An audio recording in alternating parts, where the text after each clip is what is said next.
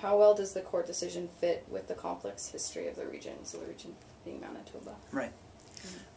One of the, I think, great lines of the case is actually the opening words of the judgment. Chief Justice McLaughlin and Justice Karakatsanis, who co-write the majority judgment, say in their opening words, "Canada is a young country with ancient roots." And what I like about that signal is that Canada begins before 1867. There's a deep history to this nation, and part of that deep history is the Métis settlements and Métis culture and Métis government and the Métis people of Manitoba. And the court seems to recognize that extremely important point, not only in the opening line but through the rest of their judgment. And I think that is key to understanding the promise that was made in 1870.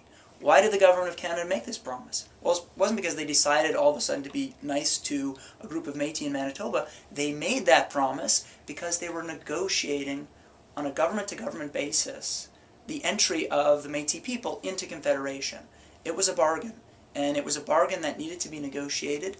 It was a bargain that the Métis of Manitoba said, we're going to have some conditions before we enter into this agreement and join this country, and here's one of them. And the court understands that, I think, the complexity of that political process, and really the, I think, the power and authority of the Métis government in negotiating those terms. Things change, unfortunately, in the 50 years after that, when Manitoba joins and the promises aren't kept, and the population drastically changes and the Métis become a minority in their own province. The balance of power swings. But in 1870, I think it's a very different kind of promise, a very different kind of place, and it's one in which the Métis are holding a considerable amount of power. And I think you have to understand that history to understand the promise that's made, and the court does a good job of that, I think.